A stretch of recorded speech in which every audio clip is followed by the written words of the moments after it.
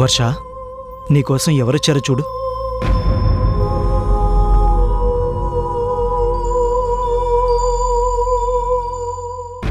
అన్నయ్య, వదినా, వర్ష.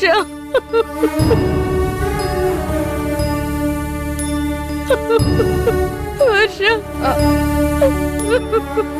ఏమైంది వదినా?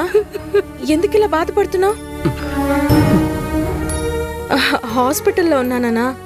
నాకేం కాలేదు, ఒంట్లో కొంచెం నల్లతగా ఉంది అంతే.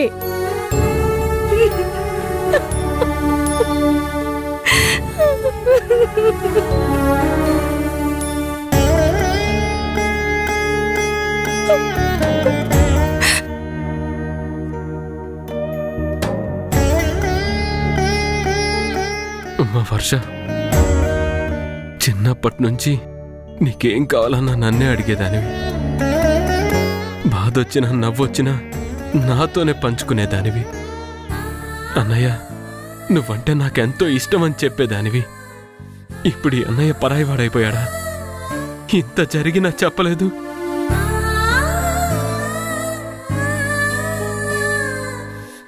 ఏమైందన్నయ్య? ఏమీ అవ్వలేదు కదా? ఏమైనా ఉంటే నీతో చెప్పనా? ఇంకా చాలు వర్ష. ఇప్పటికైనా ఈ నిజం అందరికీ తెలియకపోతే నువ్వు దూరమయ్యాక ఆ బాధ ఎవరూ భరించలేరు. అందుకే నిజం వాళ్ళకి నేనే చెప్పేశాను.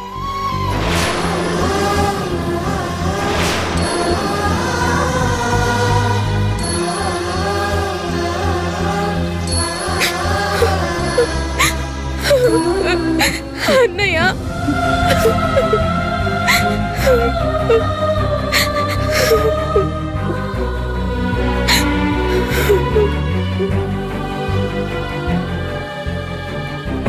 లేదమ్మా, మనం ఇక్కడ ఉండొద్దు. ఈ ప్రపంచంలో ఏ దేశమైనా నేను తీసుకెళ్తాను. ఎలాగైనా నిన్ను నేను బ్రతికించుకుంటాను. నేను ట్రీట్మెంట్ చేయిస్తాను. బావా, నేను అన్ని ఎంక్వైరీ చేస్తాను. వీలైతే ఈ రోజే వెళ్దాం, పద. అన్నయ్య,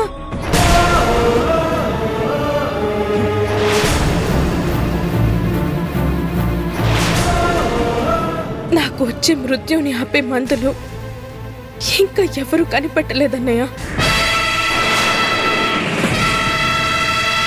నువ్వు నన్ను ఇప్పుడు ఎక్కడికి తీసుకెళ్ళినా అట్నుంచి వచ్చేది నేను కాదు, నా శవం మాత్రమే.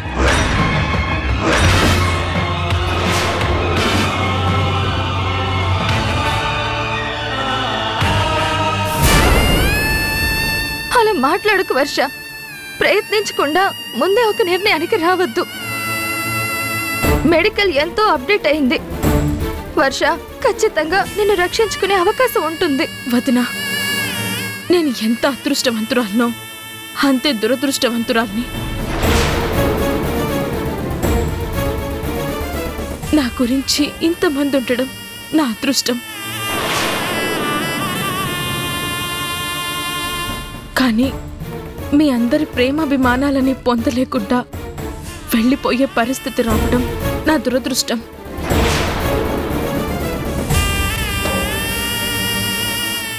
ఈ వ్యాధి నాకు బయటపడిన రోజే నేను చివరి రోజుల్లో ఉన్నానని డాక్టర్స్ చెప్పేశారు.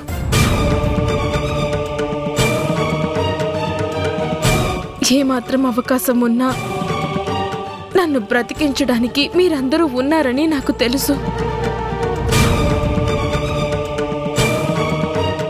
కానీ డబ్బు ఎంత ఖర్చు పెట్టినా నా ప్రాణాన్ని కొనలేమని నాకప్పుడే తెలుసు.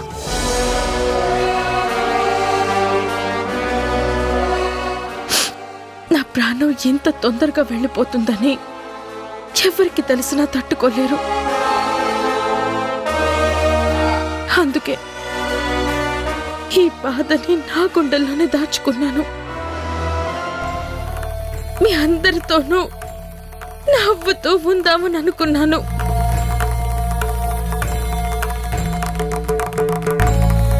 నా కళ్ళు శాశ్వతంగా మూతపడ్డాకే ఈ నిజం మీకు తెలియాలి అని అనుకున్నాను.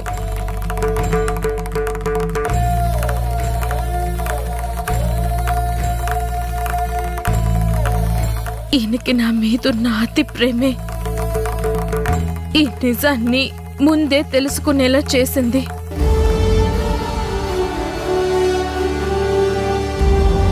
ఆ క్షణం నుంచి ఆకాష్ ముఖంలో చిరునవ్వు మాయమైంది. ఇప్పుడు మీరు ఇంత బాధపడుతున్నారు.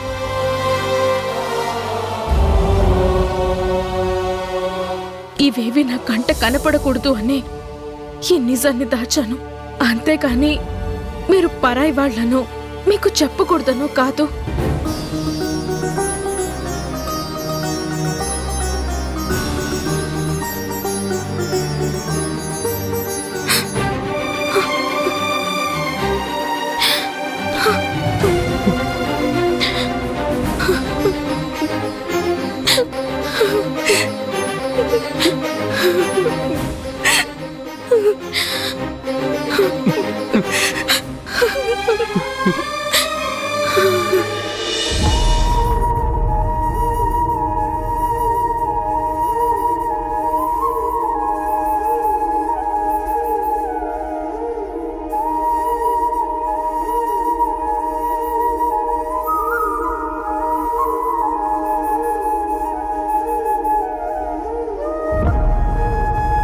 ఈ పర్స్ ఎవరిది?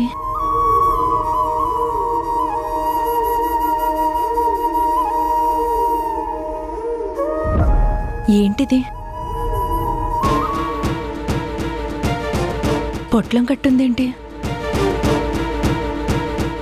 ఇది ఎక్కడుందేంటి? ఎవరిదే ఉంటుంది?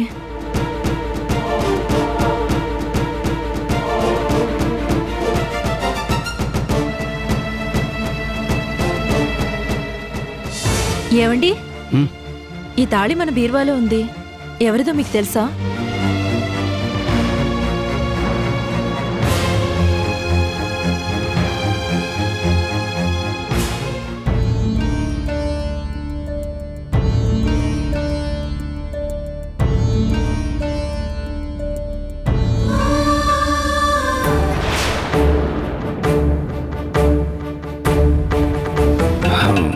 చలపతి గారు, ఈ అమ్మాయి శంకర్ ప్రసాద్ చిన్న కూతురు వర్ష కదా? అవును సార్.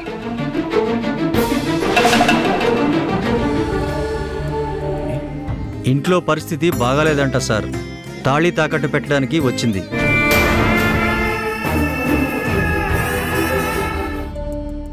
ఇది వర్షది జానకి. వర్షదా? మన ఇంటికి ఎలా వచ్చింది? ఆ మధ్యలో వాళ్ళ పరిస్థితులు బాగాలేవని తెలుసు కదా, వాళ్ళ ఇంట్లో గడవక ఈ తాళిని తాకట్టు పెట్టింది. దాన్ని దూరం నుంచి చూసిన నేను చలపతి గారు ఈ తాళిని విడిపించి వర్షకిద్దామనుకున్నా. కానీ ఆత్మాభిమానంతో తండ్రి సహాయాన్నే కాదనుకున్న వర్ష ఈ తాళిని తీసుకుంటుందా లేదని చలపతి గారు నన్ను అడిగారు. నాకు నిజమే అనిపించింది.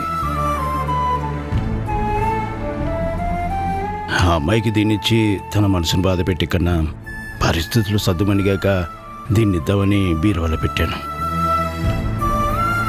తర్వాత వర్ష మన సైట్లో పనిచేయడం, ఈ మిగిలిన హడావిడిలో పడి ఈ సంగతి మర్చిపోయాను. ఎంత పని జరిగిందండి! ఈ 3 ముళ్ళకి కట్టుపడే కదా ఆ కుటుంబంలో అన్ని కష్టాలు పడింది. చివరికి వాళ్ళని మార్చుకుంది, తన వాళ్ళని చేసుకుంది. ఇప్పుడు అందరూ మారిపోయారు కాబట్టి మీరిచ్చినా మేనమావగా ఇచ్చారనుకుంటుంది, అంతేకాని జాలిపడిచ్చారనుకోదు. అవును జానకి, ఓ మంచి రోజు చూసుకుని ఈ తాళిని వర్షకి చూద్దాం. ఇది తన మెళ్ళో ఉంటేనే దీనికి గౌరవం. తప్పకుండా ఇచ్చేద్దామండి. ఏ రోజు మంచిదో చూస్తానో ఆ రోజు ఇద్దరం కలిసి తీసుకెళ్ళి ఇచ్చేద్దాం. అలాగే.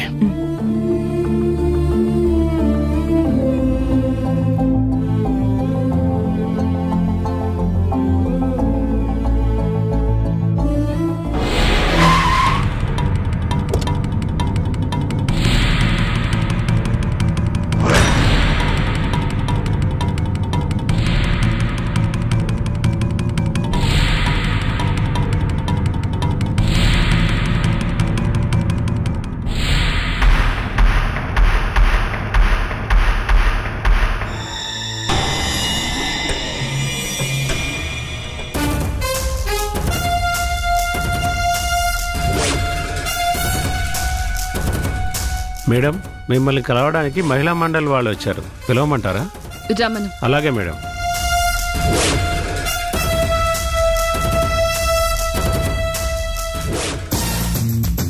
ఏమండి, మేడం గారు మిమ్మల్ని లోపలికి పిలుస్తున్నారు. రండి.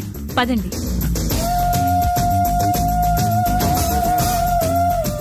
రండి, ఇలా కూర్చోండి. నమస్కారం అండి. నమస్కారం. నమస్కారం. నమస్కారం అండి. మీరు? మేము చైతన్య జ్యోతి మహిళా మండలి సభ్యులం మేడం. ఓ, రండి కూర్చోండి.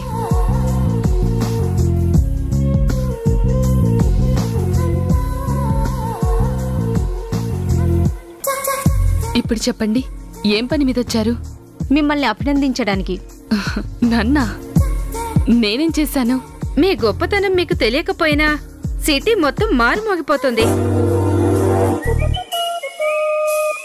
మహిళ అబల కాదు, సబలాని నిరూపించారు. ఇంత మంచి గ్రూప్ కి చైర్మన్ అవడం అంటే మాటలా? అది ఇంకొకరికి సాధ్యమా? ది గ్రేట్ రేఖా మేడంకి తప్ప అని ఊరంతా కోడేకొస్తుందంటే నమ్మండి.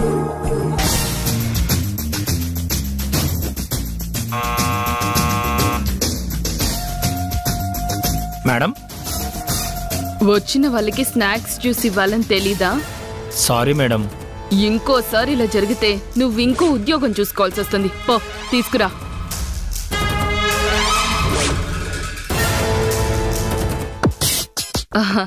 మీరు చెప్పండి.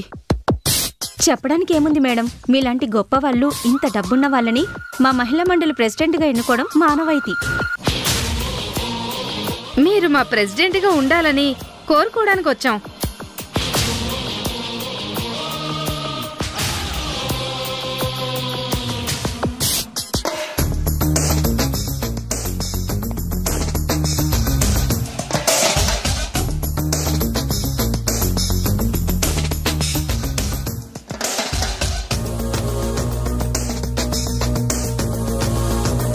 ఇంతకీ మీరు సమాధానం చెప్పలేదు. అయినా అలాంటి పదవులు నాకెందుకు? అబ్బబ్బా, పదవి మీకు అవసరం లేకపోవచ్చు, కానీ పదవికి మీరు అవసరం.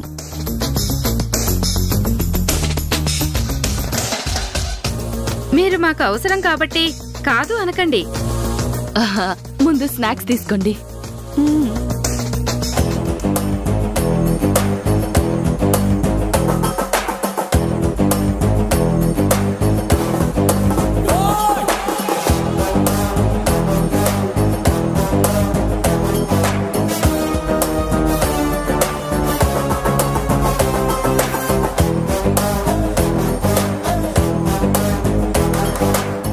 వీళ్ళేంటి మరీ ఇంత కక్కుర్తిగా తింటున్నారు?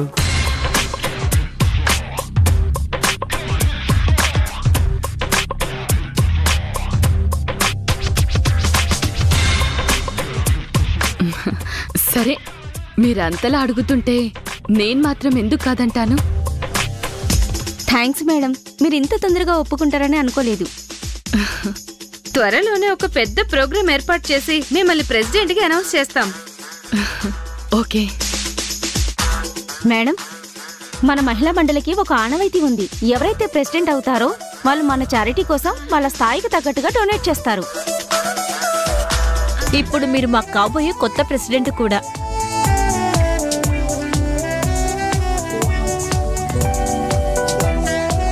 $5 lakhs రాస్తున్నాను. మీరు బలి చక్రవర్తి లాంటి వారు మేడం, మీ చేతికి ఎముకుంటుందా? Okay, 10 lakhs. మీలాగే మీ స్థాయికి పెద్దది మేడం. ఇంత అని మేము ఎలా చెప్తాం? మీ స్థాయికి తక్కువ కాకుండా రాయండి. సరే, 15 లక్షలు రాస్తున్నాను. ఇప్పటికి దుంచండి, తర్వాత చూద్దాం.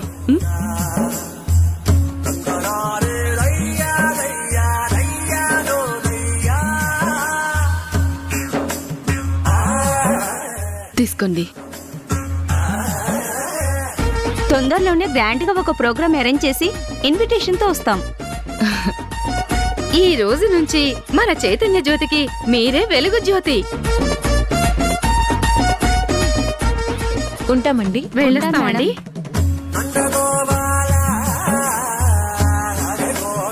ముగ్గురు వచ్చారు. పొగిడి 3 5లు 15 లక్షలు పట్టుకుపోయారు. నెలంతా పనిచేస్తే జీతం వస్తుంది.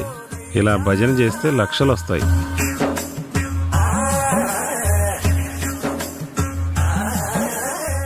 చేతి నిండా డబ్బుంటేనే పదవులు వెతుక్కుంటూ వస్తాయి, పేరు పెరుగుతూ వస్తుంది. చివరికి కొండ మీద కోతైనా దిగి మన కాళ్ళ దగ్గరకొస్తుంది. అందుకేగా ఈ డబ్బు కోసం నేనింత చేసింది. రేఖ, ఇంకా అంతా నీ రాజ్యమే.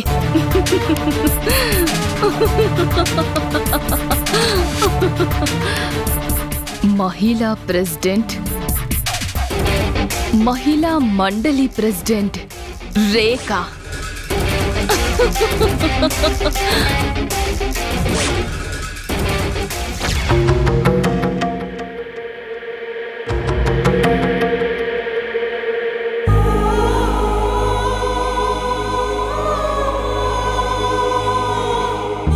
ఏమైంది సిద్ధు? నువ్వు వెళ్ళి మాట్లాడు స్వప్న, నేను రాను. అదేంటి సిద్ధు, ఇక్కడి దాకా వచ్చి ఇంట్లోకి రాకపోతే ఏం బాగుంటుంది? నీకు తెలియదు స్వప్న, డబ్బు ఉన్నప్పుడు అందరూ విలువిస్తారు. ఇప్పుడు మన చేతిలో రూపాయి కూడా లేదు. సో మనకి విలువ కూడా ఉండదు. అదంతా నీ భ్రమ. రీచా నేను బెస్ట్ ఫ్రెండ్స్. నాకు ప్రాబ్లం ఉందని చెప్పగానే తను ఎంత సహాయమైనా చేస్తుంది. నువ్వే చూతూగాని రా.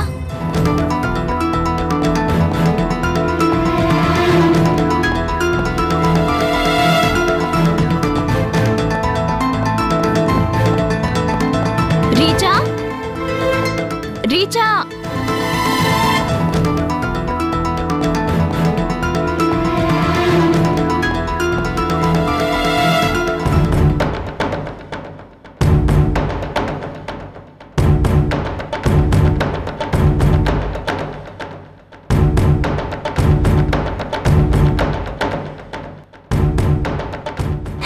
నువ్వా? ఏంటిలా వచ్చావు? అదేంటే, నువ్వు నా బెస్ట్ ఫ్రెండ్వి, పలకరిద్దామని వచ్చాను. అంతేనా? ఇంకేమైనా ఉందా? ఉంది రీచా. మా గురించి నువ్వు వినే ఉంటావు కదా. విన్నాను. ఎవరో రేఖ అనే మనిషి మీ ఆస్తి చేజిక్కించుకుందని, మీ అందరినీ ఇంట్లో నుంచి గెంటేసిందని చాలా విన్నాను. మీ ఇద్దరూ ఇక్కడికి వచ్చారంటే అది నిజమని నాకు అర్థమైంది. అవును రీచా, ఇప్పుడు మా పరిస్థితి ఏం బాలేదు. నువ్వే మాకు సాయం చేయాలి. అమ్మా, టీ తీసుకోండి.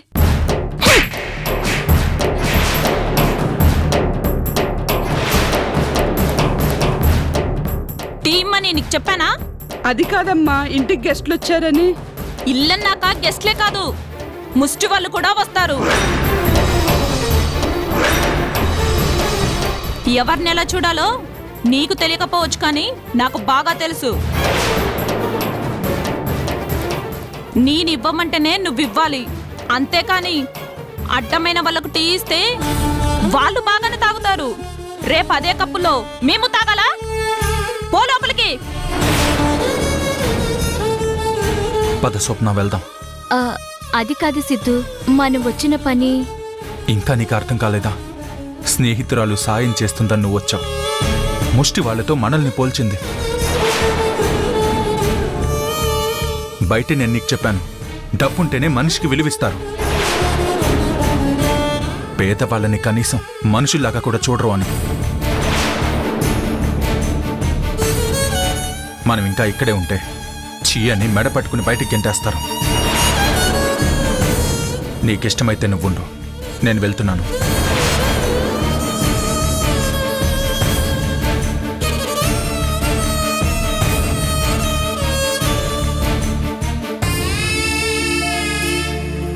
స్నేహితురాలివని నమ్మి వచ్చినందుకు చాలా గొప్ప మర్యాద చేశావు. మర్చిపోయావా స్వప్న? పేదవాళ్ళని పురుగుల్లా చూసే మనిషివి నువ్వే. డబ్బు లేని వాళ్ళు ఎందుకు బ్రతకాలో అని నువ్వే ఎన్నోసార్లు అన్నావు కదా. మరిప్పుడు నీ దగ్గర కూడా డబ్బు లేదు కదా, నువ్వెందుకు బ్రతకాలో ఆలోచించుకో. రంగమ్మ అమ్మా అడ్డమైన వాళ్ళు హాల్లోకొచ్చారు. పినాయిలేసి శుభ్రం చేయి. సరేనమ్మా.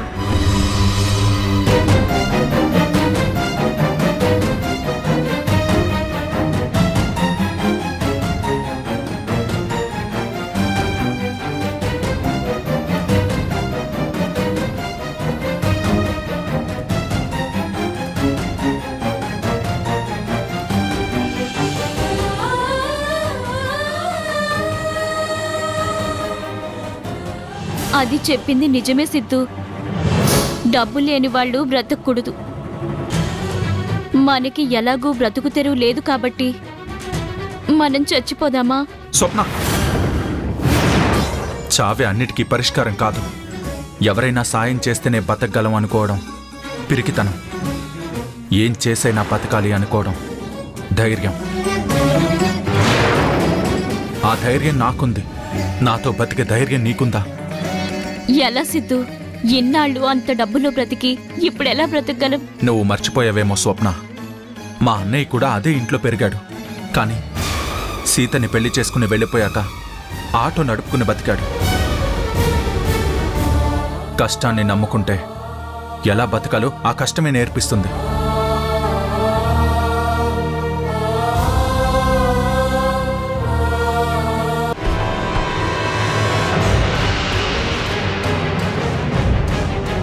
స్వప్న, డాడీ అర్చన కదా? అవును సిద్ధు. అర్చన డాడీతో ఉందేంటి? రఘు చెప్పినట్టు అర్చనే మా మమ్మీ పూర్ణ కాదు కదా? కష్టాల్లో కూడా ఆ మనిషి వెంట నడిచిందంటే భార్య మాత్రమే కదా? ఇప్పుడు నిజం తెలుసుకోవాలనిపిస్తుంది. ఇప్పుడే తెలుసుకుంటాను.